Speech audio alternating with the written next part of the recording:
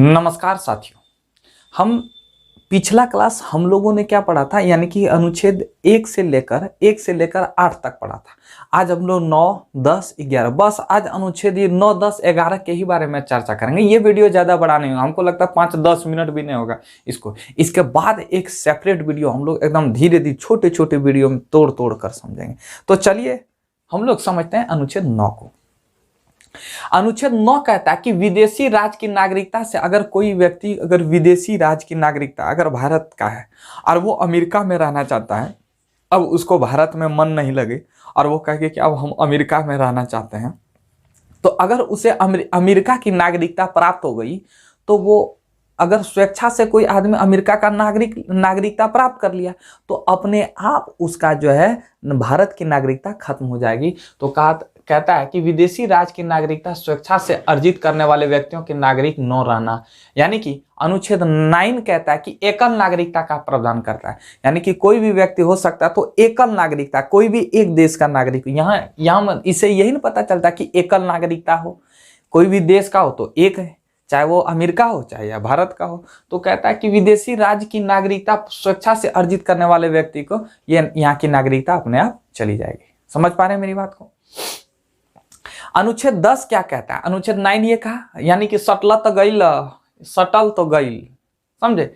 अनुच्छेद 10 कहता है कि इसके तहत भारतीयों की नागरिकता तब तक बनी रहेगी अगर कोई व्यक्ति देश के विरुद्ध कुछ गलत काम करता है, यानी कि अगर मान लीजिए भारत पाकिस्तान का युद्ध चल रहा है और वो आदमी पाकिस्तान का साथ दे रहा है तो उसकी नागरिकता रद्द कर सकती है अनुच्छेद 10 के तहत।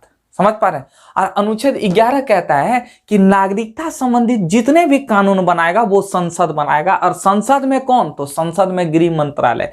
अभी आप समझिएगा कि अभी जो एनआरसी वगैरह लाया था, सीएए लाया था, तो देखिए वहां भाषण कौन दे रहा था, स्टेटमेंट दे रहा था, याद है आपको? अगर आप अमित शाह का भाषण देखिएगा, हमारे गृह मंत्री अमित शाह है ना, तो अमित शाह ही भाषण दे रहे थे और वो क्या कर रहे थे कि गांधी, मतलब वो बोल रहे थे कि हमने गांधी के सारे सपने को पूरा किया। वो तो बात अलग है कि गांधी के सारे सपने क्या थे। तो स्टेटमेंट कौन दे रहे थे? गृह मंत्रालय, यानी कि अमित शाह दे रहे थे। गृह मंत्रालय के जो हेड है वो अमित शाह दे रहे थे।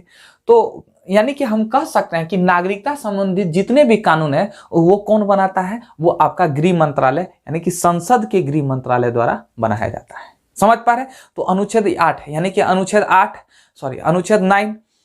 9 क्या कहता है? सटलत गैला, यानी कि अगर कोई आदमी विदेशी राज्य की नागरिकता लेता है तो उसकी नागरिकता अपने आप खत्म हो जाएगी। और अनुच्छेद 10 कहता है, यानी कि इसमें कह सकते हैं कि एकल नागरिकता का प्रावधान करता है, यानी कि कोई एक व्यक्ति की नागरिकता का एक मतलब कोई एक देश की नागरिकता लेना है। 10 कहता है कि इसके तहत नागरिकता तब तक अगर कोई देश विरोधी काम करता है तो उसकी नागरिकता खत्म हो जाएगी। अनुच्छेद 11 कहता है कि नागरिकता से संबंधित कोई भी कानून संसद बनाएगा, संसद के गृह मंत्रालय के द्वारा बनाया जाएगा। समझ पा रहे हैं? संसद के, अब देखिए संसद के कितने अंग होते हैं? संसद के 3 अंग होते हैं, राष्ट्रपति, राज्यसभा और लोकसभा। अब उसी में से आपका कई मिनिस्ट्री आ जाता है, जैसे गृह मंत्रालय, फिर फाइनेंस मिनिस्टर यानी कि वित्त मंत्रालय, कई आ जाता है। तो उसी संसद के ही एक हिस्से होते हैं जिसे हम लोग गृह मंत्रालय कहा जाता है, मतलब उसी के अंदर काम करता है गृह मंत्रालय। और गृह मंत्रालय का जो वर्तमान में अभी हेड है, यानी कि गृह मंत्री, होम मिनिस्टर अभी हमारे अमित शाह जी। समझ पा रहे हैं? तो ये था 9, 10 और 11। अगर इसका स्क्रीनशॉट ले लीजिए फटाक से। अब देखिए इसको एक चुटा में ऐसे लिखिए। सबसे पहले अनुच्छेद 1, 2, 3, 4, 5। अनुच्छेद 1 क्या कहता है? संघ एवं यानी कि भारत जो है भारत राज्यों का संघ है, भारत राज्यों का संघ है। अनुच्छेद 2 क्या कहता है कि किसी भी विदेशी राज्य को भारत में मिला सकते हैं।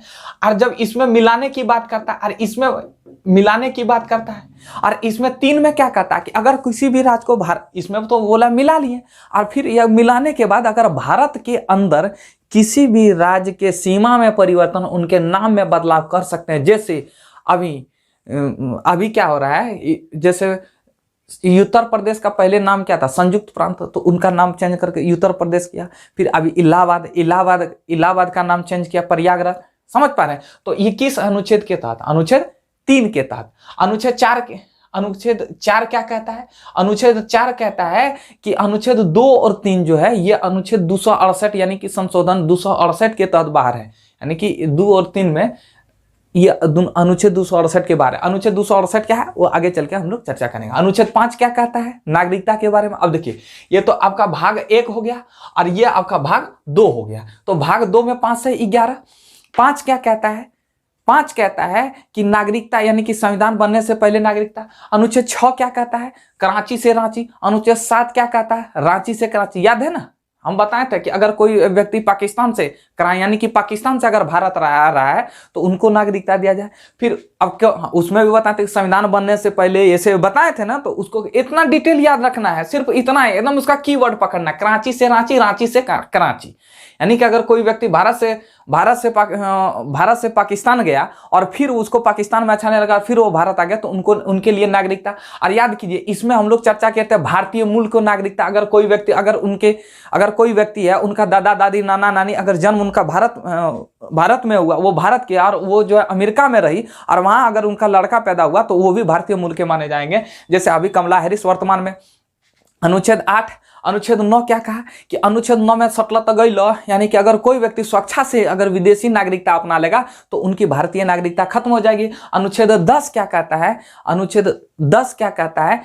यानी कि अधिकारों का बना रहा। अगर कोई आदमी देश विरोधी काम करता है, अगर कोई मान लीजिए भारत और चाइना के साथ युद्ध चल रहा है और कोई आदमी चाइना का पक्ष दे रहा है तो उनकी नागरिकता खत्म हो जाएगी। और वो देखिए अब यहाँ एक चीज ये होता है कि किन किन नागरिकता, तो उनकी नागरिकता अगर कोई विदेशी आदमी यहाँ रह रहा है, भारत में रह रहा है और वो अगर चाइना का सपोर्ट कर रहा है तो उनकी नागरिकता खत्म हो जाएगी। भारत का आदमी ऐसा नहीं कि अगर कोई साथ दे रहा है तो उनकी नागरिकता खत्म कर लेगी, ऐसा बात नहीं है।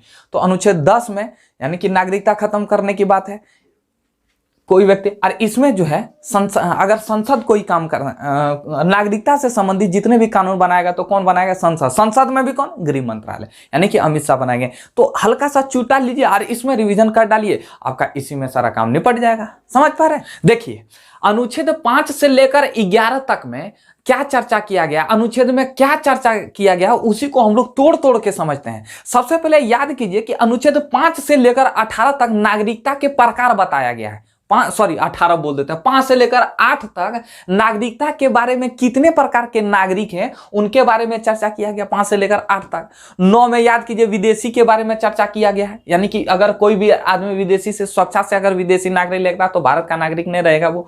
और अनुच्छेद 10-11 में यानी कि अनुच्छेद 10-11 में संसद को नागरिकता से संबंधित विधि बनाने का शक्ति प्रदान करता है। अब देखिए इसमें 10 कैसे वो कर देते, अब हम इसको चर्चा ऐसे करते हैं। सबसे पहले अनुच्छेद 5 में क्या कहता है, यानी कि 5 से लेकर 8 तक में क्या चीज का चर्चा किया गया? नागरिकों के 4 मतलब कितना कैटेगरी के नागरिक हैं उसके बारे में चर्चा किया है। अनुच्छेद 5 कहता है कि संविधान बनने के पहले नागरिकता यानी कि अधिवास द्वारा नागरिकता, यानी कि एक कैटेगरी ऐसा हो गया कि जो आदमी भारत में रह रहा है, जो आदमी अगर भारत में रह रहा है, भारत में जो रह रहा है उसको तो पहले से नागरिकता ऑटोमेटिक मिल जाएगा उसको नागरिकता। अनुच्छेद 6 क्या कहता है कि कराची से रांची यानी कि अगर कोई पाकिस्तानी व्यक्ति की नागरिकता के बारे में बात किया गया। अनुच्छेद 7 में क्या किया गया है, यानी कि भारतीय नागरिकता, अगर कोई भारत का नागरिक है वो पाकिस्तान गया और फिर वहां से आ गया तो उसके बारे में नागरिकता की बात किया गया। तीसरा नंबर। और चौथा नंबर में क्या, यानी कि 8वां नंबर में क्या बात किया कि भारतीय मूल की, अगर कोई व्यक्ति विदेश में रह रहा, उनका नाना नानी का विदेश में और वो चला गया, नाना नानी भारत के थे और वो उनका बाल बच्चा चला गया विदेश में, अमेरिका में चला गया या कहीं अन्य देश में चला गया, तो उनको भारतीय मूल का माना जाएगा, यानी कि भारतीय मूल की नागरिकता मानी जाएगी।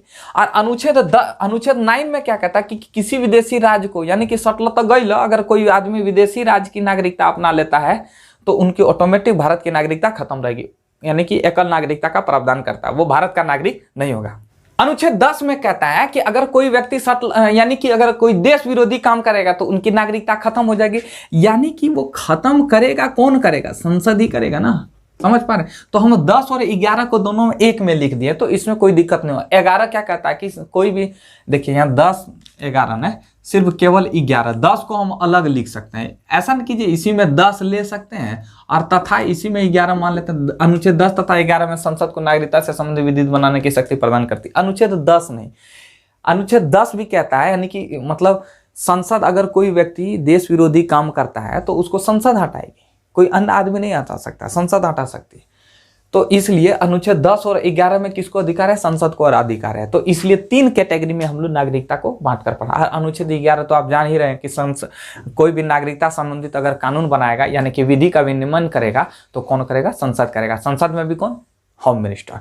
तो ये था नागरिकता से संबंधित आर्टिकल हम लोग समझे। इसके बाद हम लोग समझेंगे, ये तो उतना मेन टॉपिक नहीं था, इसके बाद हम लोग नागरिकता संबंधित संशोधन 1955 को समझेंगे। इसके बाद एनआरसी, सीएए, जितना भी ये चीज है हम लोग एकदम तोड़ तोड़ कर समझ, सीमा पारीय नागरिकता क्या होता है, एनआरआई क्या, पीआईओ, इस सब के बारे में हम लोग विस्तार से चर्चा करेंगे। बस आज इतना ही, मिलते हैं नेक्स्ट वीडियो में। जय हिंद।